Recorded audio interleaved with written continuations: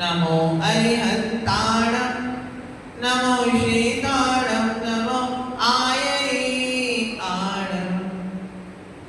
नमो उवच्छायाणं नमो लोये सर्वसामूढं नमो लोये सर्वसामूढं नमो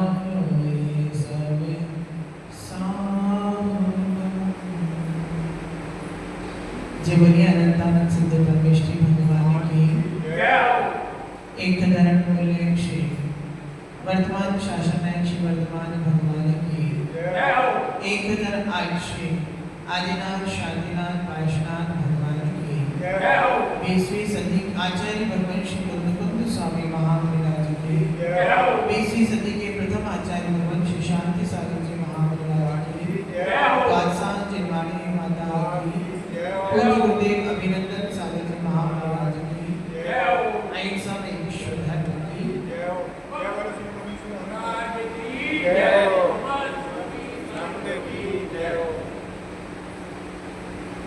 धर्म की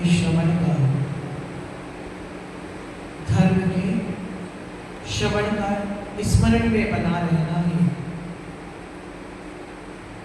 सम्यक बुद्धि हुआ करता है, क्योंकि निरंतर वस्तुओं को अपनी दृष्टि से दृष्टिगोचरित निरंतर किया जा रहा है, लेकिन उपयोगिता नहीं होने के कारण वो हमारे उपयोग का विषय नहीं बन पाती। जैसे बाजार में यदि आप सब्जी खरीदने जाओ और सब्जी खरीदने की उस सब्जी मंडी के बीच में एक अनाज मंडी भी पड़ जाए, उस अनाज मंडी से पहले एक कपड़ों की दुकानें पड़ जाए, उस सब्जी मंडी के पूर्व में ज्वेलर्स की शॉप पड़ जाए, लेकिन जो व्यक्ति अपने घर से सब्जी लेने के लिए निकला था उसका उपयोग यदि लगा था तो केवल मात्र सब्जी की तरफ लगा था। अब उसका प्रयोजन ना कपड़े की दुकान से होने वाला है, ना किराने की दुकान से होने वाला है, ना ज्वेलर्स की दुकान से होने वाला है।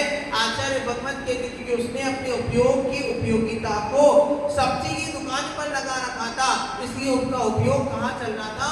सब्जी की तरफ चल रहा था, इसलिए उसका स्मरण भी सब्जी के रूप में बना हुआ था।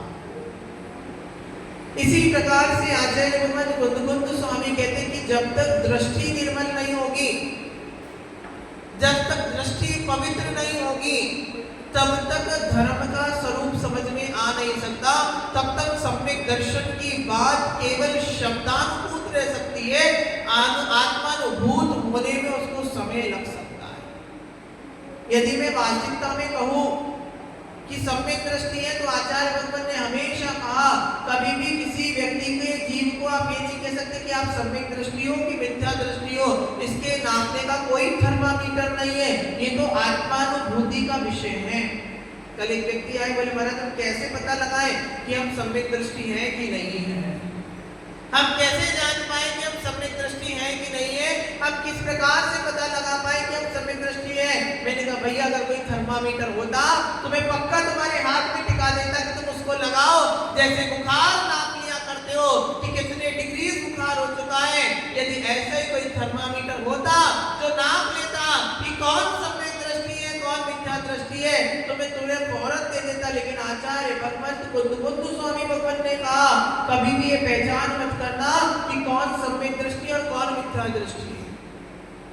प्रभु ने साफ सुथरे शब्दों में एक ही बात किया कि आज ना तुम कभी किसी दूसरे व्यक्ति के ऊपर ये नहीं कह सकते कि तुम्हारा मिथ्यात्व है, कि तुम्हारा मिथ्यात्व का उदय चल रहा है। याद रखना केवल केवल क्रिया मात्र से हम बता सकते हैं कि कौन सम्यक दृष्टि है और कौन मिथ्या दृष्टि है। वो सारा का सारा निश्चय होता है किसका? व्यवहार का निश्चय होता है। लेकिन निश्चय से आचार्य भगवान ने कहा अंतर की भावनाओं से, निश्चय सम्यक दर्शन से हम किसी को नहीं बता सकते कि कौन सम्यक दृष्टि हुआ करता है और कौन मिथ्या दृष्टि हुआ करता है। आचार्य भगवंतों ने व्यवहार सम्यक दर्शन को नापने के लिए थर्मामीटर दिया।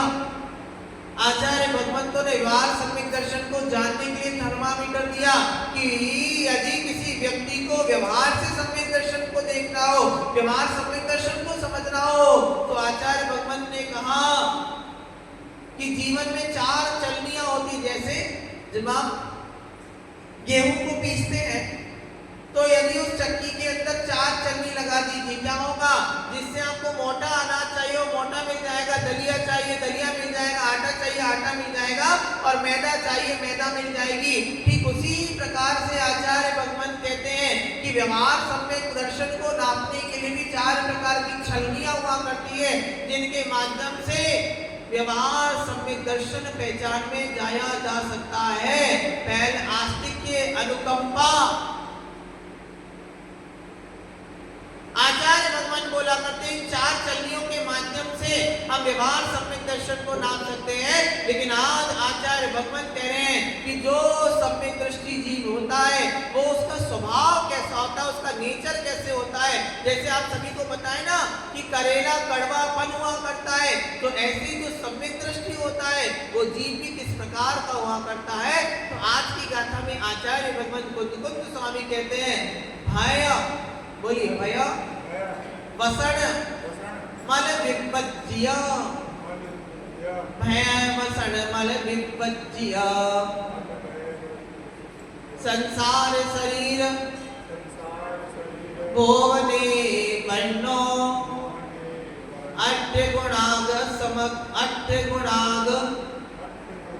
समग्गो दर्शन शुद्धो पंच गुरु भक्तो। और वास्तविकता में आचार्य भगवान भी सही कह रहे हैं कि याद रखना सम्यक दृष्टि नेचर से ही दिख जाया करता है। आप किसी भी अनाड़ी आदमी को देखना, अनाड़ी आदमी जो पढ़ा लिखा नहीं होगा ऐसा व्यक्ति अपनी क्रिया के माध्यम से बता देगा, अपने बोलने के माध्यम से बता देगा कि व्यक्ति अनाड़ी है, ये ज्ञान प्राप्त नहीं है। और जिस व्यक्ति के पास ज्ञान की शक्ति होगी ऐसा व्यक्ति यदि मूर्खों के बीच में भी बैठ जाएगा तो अपनी पहचान अलग कर लिया करता है। गुरुजी ने हमेशा कहा था अनाड़ी मत बनना, ज्ञानी बनने की कोशिश करना। और याद रखना ज्ञानी बनना नहीं, ज्ञानी होना। ज्ञानी बनना और ज्ञानी होने में बहुत अंतर हुआ करता है। किताबों को पढ़ लेने से कोई भी ज्ञानी बन सकता है, किताबों को पढ़ लेने से कोई भी ज्ञान का शास्त्री बन सकता है, लेकिन ज्ञानी होना और ज्ञानी बनने में अंतर हुआ करता है। वो पढ़ने मात्र का ज्ञानी हो सकता है, लेकिन जब तक किसी वस्तु की प्रस्तावना, प्रेजेंटेशन अच्छा नहीं होगा, आप कितने भी ज्ञानी बने रहो। एक स्कूल में टीचर पढ़ाता है और एक कोचिंग में टीचर पढ़ाता है। गुरु भगवान कहते हैं एक स्कूल में पढ़ाने वाला टीचर होता है और एक कोचिंग में पढ़ाने वाला टीचर होता है। स्कूल में पढ़ाने वाला स्कूल का टीचर जो होता है उसका प्रेजेंटेशन कभी अच्छा नहीं होता, इसीलिए तो स्कूल में पढ़ा रहा है उसको परमानेंट सैलरी मिल रही है। लेकिन जो कोचिंग में पढ़ाने वाला जो टीचर होता है उसका एक्सपीरियंस, उसका प्रेजेंटेशन ही उसकी आजीविका पर आधारित होता है। तो जितना अच्छा प्रेजेंटेशन करेगा उसकी आजीविका, उसको उतनी ज्यादा धन की प्राप्ति होने लग जाएगी। कंपटीशन वही वस्तु है जिसके अंदर अपना ज्ञान निखर जाता है। कंपटीशन वो चीज हुआ करती है जिसके माध्यम से आदमी का जीवन बन जाया करता है। कंपटीशन वो चीज होता है जिसके अंदर आदमी शुद्ध 100% शुद्ध और खरा हो पाता है। यदि कंपटीशन नहीं होता तो आचार्य भगवान कहते हैं किसी भी व्यक्ति को पूर्ण ज्ञान की प्राप्ति होने वाली नहीं थी। कंपटीशन होना बहुत जरूरी होता है हर लाइफ में, चाहे बिजनेस में देख लीजिए, यदि बगल से कॉम्पिटिटर खड़ा नहीं होगा तो बिजनेस का आनंद आने वाला नहीं है। क्यों पाटो दीजिए, चाहे बिजनेस की लाइन को देख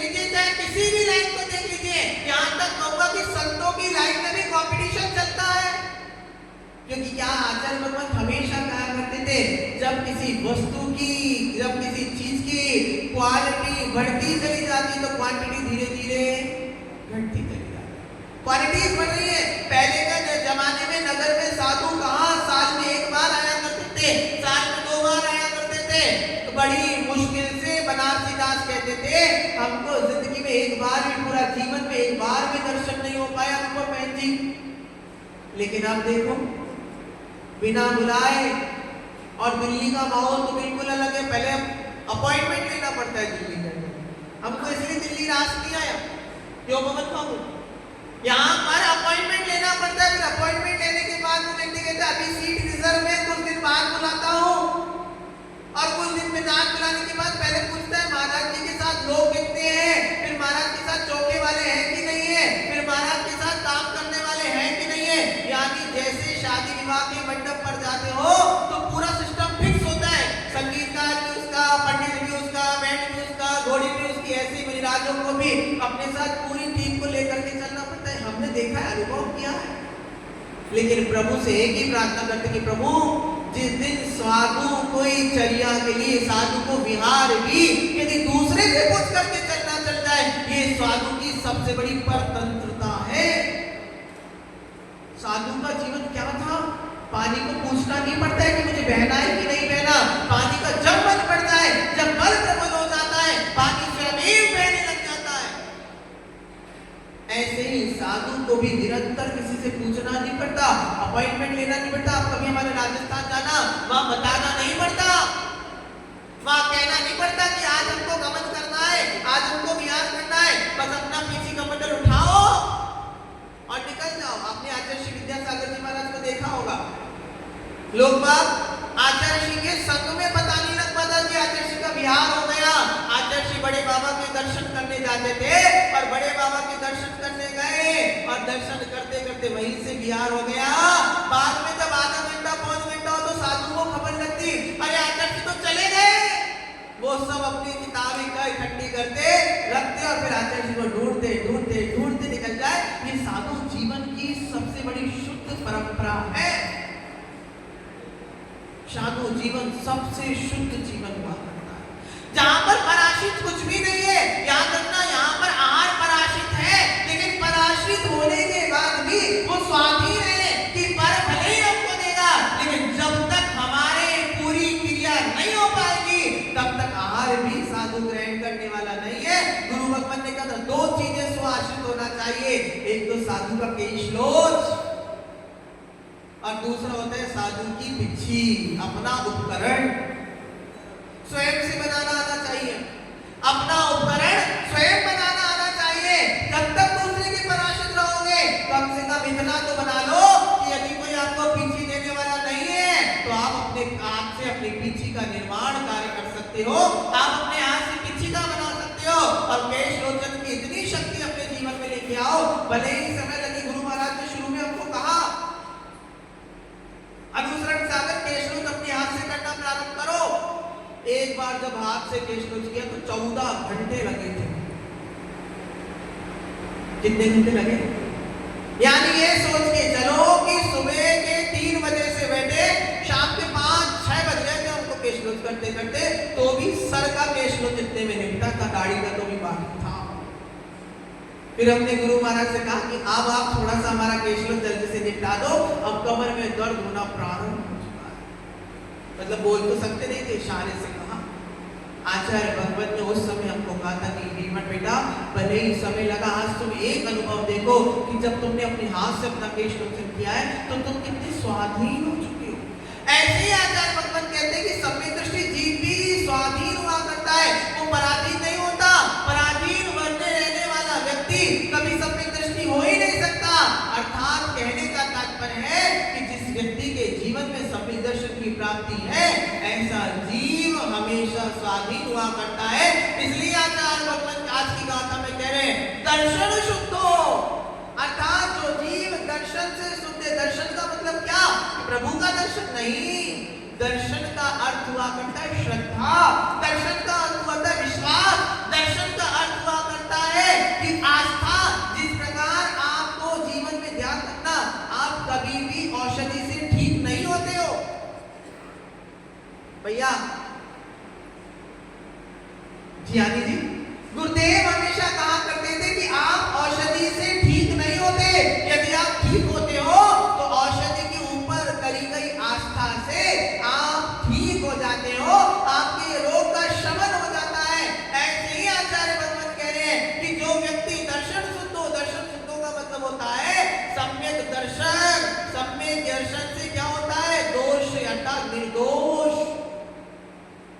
निर्दोष का मतलब जिसमें एक भी प्रदूषण नहीं हो। जैसे आप कहते हो ना, प्योरीफाई हो चुका है? आप जो पानी पीते हो बोतल का, बिस्लरी का, क्या कहते हो? प्योरीफाई हो चुका है। लेकिन गुरुदेव कहते थे भले ही तुमको दिख रहा है ये प्योरीफाई हो चुका है, शुद्ध हो चुका है, लेकिन इस पानी में कितने जीव होंगे, और हम क्या कहते हैं इससे जैसा शुद्ध पानी तो है ही नहीं। यानी आत्मा अपने कुएं के अलावा अन्य जितने भी बोतल का आप पानी पी रहे हो, ये सब पानी अशुद्ध है। और जो व्यक्ति अपना पानी ही अशुद्ध पी रहा है, उसके जीवन में सम्यक दर्शन की शुद्धि होने वाली नहीं है। क्योंकि हमारी मम्मी हमेशा कहती थी जैसा खाओ अन्न वैसा होवे, और जैसा पियो पानी और वैसी होवे पानी। जिसका भोजन ही शुद्ध नहीं है उसका मन शुद्ध कैसे हो सकता है? जिसका भोजन ही शुद्धि के साथ नहीं बना गया है उसका मन कभी भी शुद्ध होने वाला नहीं है। इसलिए मन को शुद्ध करना चाहते हो तो पहले भोजन की शुद्धि पर उतरना पड़ेगा। इसलिए जैन धर्म में प्रतिमाओं के स्वरूप को श्रावक धर्म की परिभाषा आते हुए सबसे पहले कहा कि प्रतिमा लेने के स्वरूप में सबसे पहली शर्त है शुद्ध मर्यादित भोजन का पान करना। आप देख लीजिए, जो लोग जितना अमर्यादित भोजन करते हैं ऐसे जीवों को क्रोध बहुत जल्दी आता है।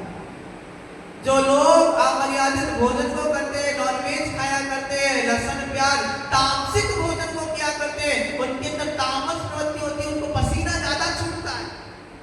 ऐसे लोग जो अपने अमर्यादित भोजन को करते हैं, बाजार का भोजन खाते हैं, उनका शरीर का स्ट्रक्चर बिगड़ जाता है। गुरु भगवान ने हमेशा एक बात कहा था कि आप जितनी भोजन की शुद्धि को रखते चले जाएंगे आपका दर्शन भी उतना शुद्ध होता चला जाएगा। क्योंकि जब भोजन शुद्ध करेंगे तो वर्गणाएं शुद्ध निकलेंगी। जब भोजन शुद्ध करेंगे तो मन में जो शुद्धि के साथ भोजन दिया गया होगा वो आपके मन को भी शुद्ध करने वाला होगा। इसलिए आप देख लीजिए मुनिराजों का मन कैसा है। मुनि मन सम उज्ज्वल नीर प्रासुक गंध भरा शुभ कनक कटोरी धीर। आचार्य बड़बड़ बोले पानी की पवित्रता को किसके साथ बताया है? यार हम कह रहे पानी पवित्र है, लेकिन यहाँ पर कवि ने भगवान की पूजन करते हुए कह दिया कि पानी भी पवित्र किसके समान है? मुनि सब उज्ज्वल नीर, कि मुनि के मन के समान जो उज्ज्वल नीर हुआ करता है, ऐसा नीर प्रभु कहाँ लेकर के आया हो? आपके चरणों में लेकर के आया हो। यानी वो नीर की उपमा मुनि के मन से दी गई, क्योंकि मुनि का मन शुद्ध होता है, मुनि का वचन शुद्ध होता है और मुनि की काया शुद्ध होती है। आप दिन भर में 2 बार स्नान कर लिया करते हो तो भी आपकी काया शुद्ध नहीं है, लेकिन मुनिराज कभी स्नान नहीं करते तो भी शुद्ध रहते हैं, तो भी उनकी काया शुद्ध है।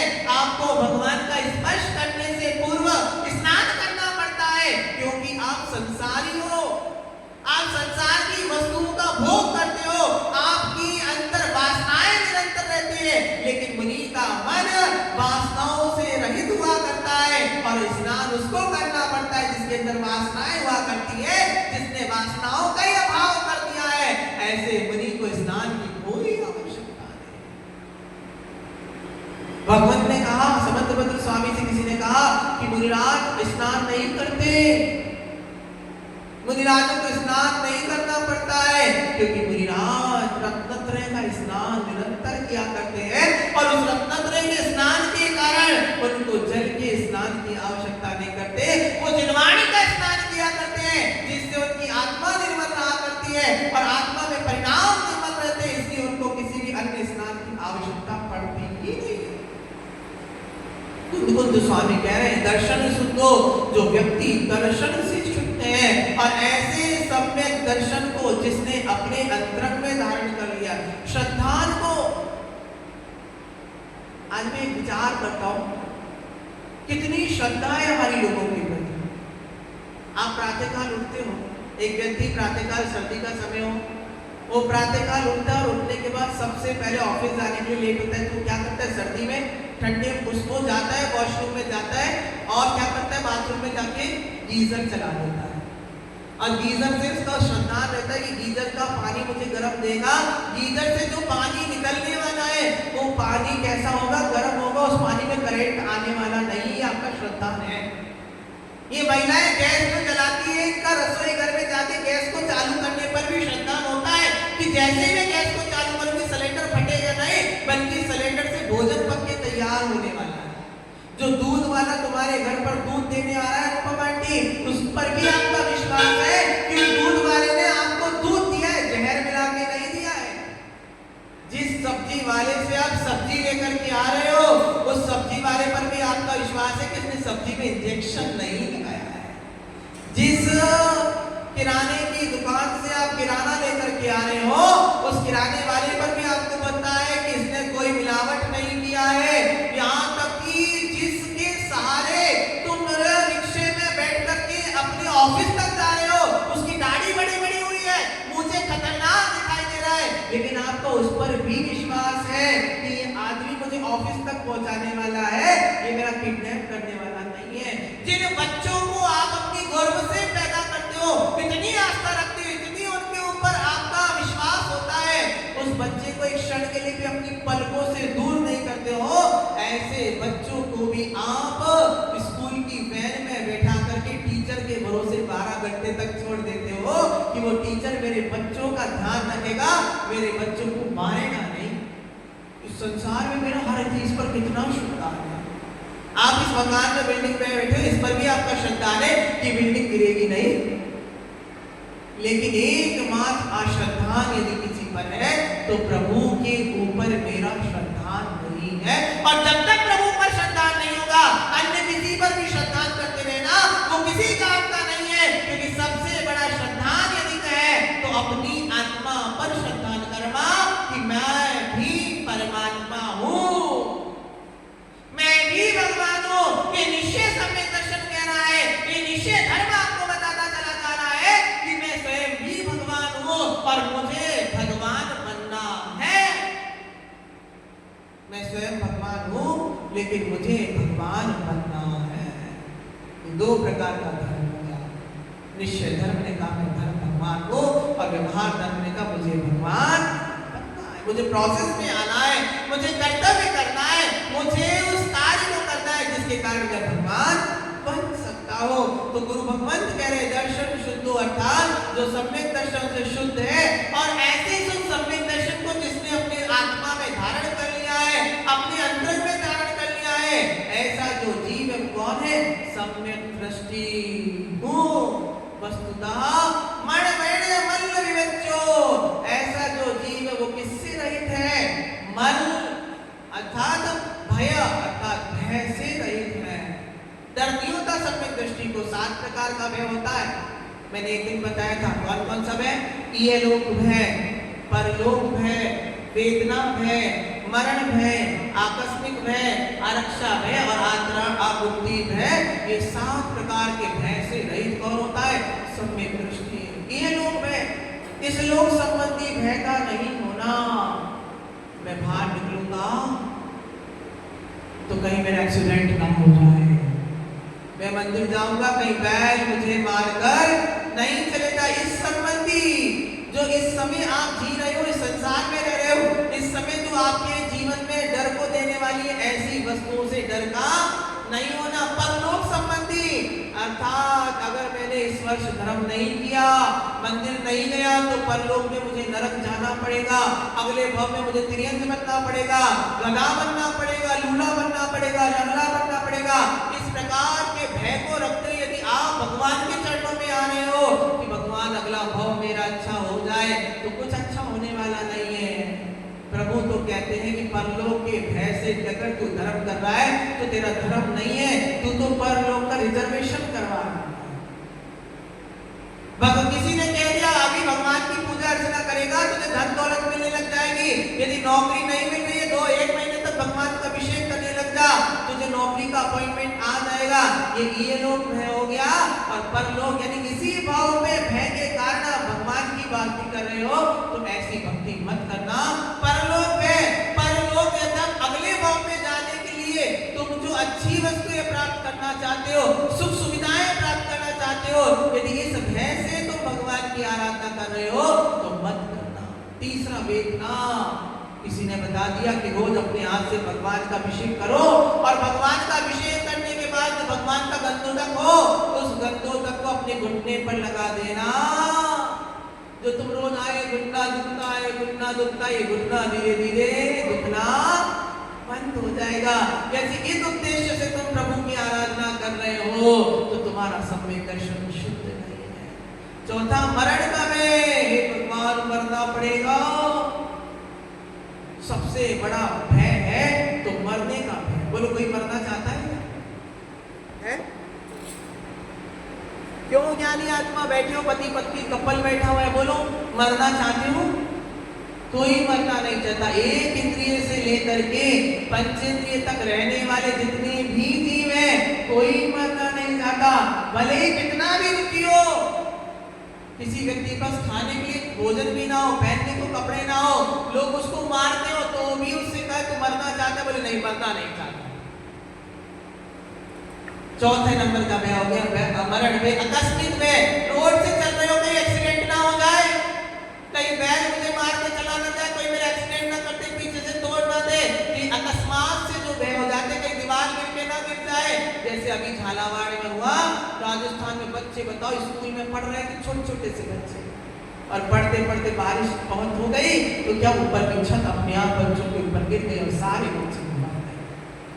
आकस्मिक भय, अकस्मात से जो होता है। अरक्षा, इस संसार में मेरी कोई रक्षा करने वाला नहीं है, मेरा कोई भी नहीं है, बताओ मेरे पर इतना दुख रहता है तो भी मेरी कोई रक्षा नहीं है। और आमुक्ति में मेरे लिए कोई भी संसार का व्यक्ति मेरे लिए हितकारी नहीं, सब मेरे विरोधी है।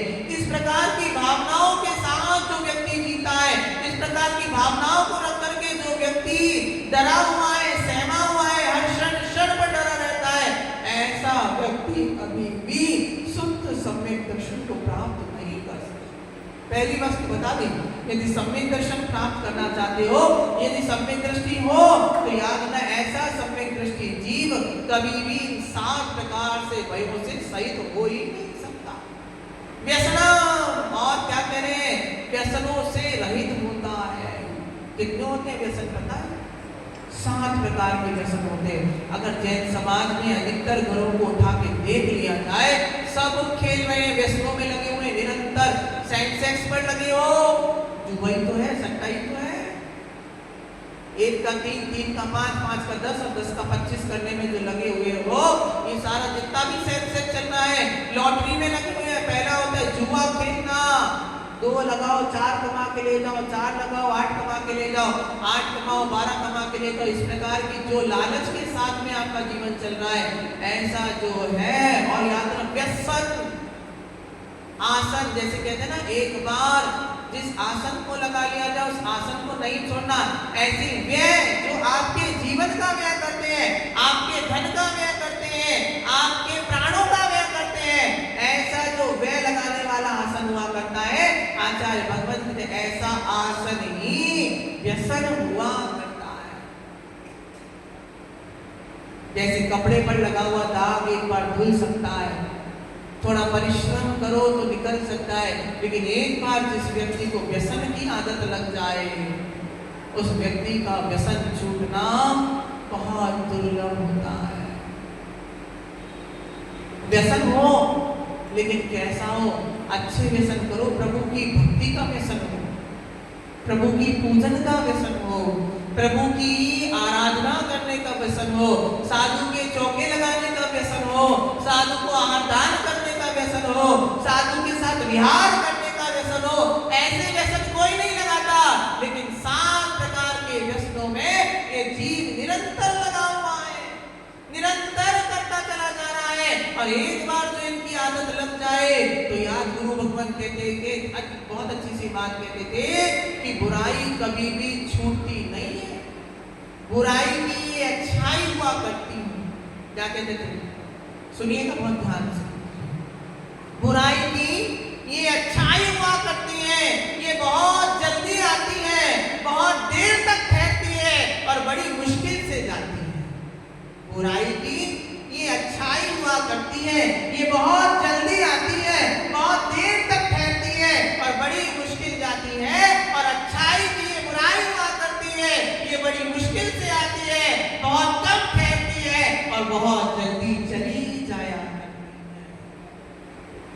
ये सत्य नहीं। किसी भी बच्चे, तुमको कभी मम्मी पापा ने नमोकार मंत्र सिखाया होगा ना, पंच परमेष्ठी के नाम सिखाए होंगे, 24 तीर्थंकर के नाम सिखाए, लेकिन कभी मम्मी पापा ने गाली देना सिखाया था? लेकिन गाली देना तो हम सबको आता है। अभी कोई कुत्ता कहेगा तो मैं फौरन कह देता हूँ, तू कभी खा। अब ये किसने सिखाया? विचार करना, चिंतन करना। नमोकार मंत्र सिखाने में मम्मी पापा ने समय लगाया था, पंच परमेष्ठी के नाम सिखाने में हमको समय लगाया था, आराधना कैसे करते हैं वो सिखाने में समय लगाया था, अच्छी चीजों को सिखाने में समय लगाया था। कहा ना, अच्छाई की ये बुराई है कि वो बहुत देर से आती है, बहुत कम ठहरती है और बहुत जल्दी चली जाती है। ज्ञानी आत्मा, चिंतन करो, विचार करो, किन बुराइयों में लगा हुआ हो, किन चीजों को सीख रहा हो, जो चीज सीखनी नहीं पड़ती है। आप याद, लड़ाई लड़ाना कोई नहीं सिखाता, लेकिन प्रेम करना सिखाना पड़ता है, प्रेम से रहना सिखाना पड़ता है। और गुरु भगवान कहते यही तो धर्म है। इसीलिए भगवान आज बस इतना ही छोड़ते, क्योंकि इनकी कार्यक्रम में है, आज बस इतना ही जानना चाहिए कि जो सम्यक दृष्टि जीव होता है वो कुछ चीजों से रहित हुआ करता है। आगे की गाथाओं में इस प्रकरण को और आगे लेते चले जाएंगे। इसलिए यदि आप भी सम्यक दर्शन को प्राप्त हो और स्वयं से नापना चाहते हो कि मैं सम्यक दृष्टि हूँ कि नहीं हूँ, तो आज घर जाके चिंता करना, क्या मुझे इहलोक संबंधी भय है कि नहीं है, क्या मुझे परलोक संबंधी भय है कि नहीं है, क्या मुझे वेदना का भय है कि नहीं है, क्या मुझे मृत्यु का भय है कि नहीं है, क्या मुझे अकस्मात भय है कि नहीं है, क्या मुझे आकुति भय है कि नहीं है, क्या मुझे आरक्षा भय है कि नहीं है। इस प्रकार की यदि भय है तो मेरा जीवन सम्यक दृष्टि हो ही नहीं सकता। और यदि मुझे ये सम्यक दर्शन के साथ रहना है, यदि मैं सम्यक दृष्टि हूँ, तो मुझे इन प्रकार के भयों से रहित होना पड़ेगा, तभी जाके मेरा दर्शन शुद्ध बुद्ध बन पाएगा और मैं भी अपने जीवन में भगवान बन पाऊंगा। इन्हीं भावनाओं के साथ आप भी बने, मैं भी बने। क्या बने? शैतान नहीं, भगवान बनने की कोशिश करें, क्योंकि भगवान बनना कठिन हुआ करता है और शैतान बनना आसान हुआ करता है। शैतान बनना नहीं पड़ता, शैतान बन जाते हो और भगवान बनने के परिश्रम पुरुषार्थ करना पड़ता है। आप भी परिश्रम पुरुषार्थ करें, मैं भी करूँ, ताकि हम सब भगवान बन जाए। और याद रखना, जो भगवान होता है वो सबके लिए एक ही प्रार्थना करता है, हम सभी जीव भगवान बने। इन्हीं भावनाओं के साथ पूज्य गुरुदेव श्री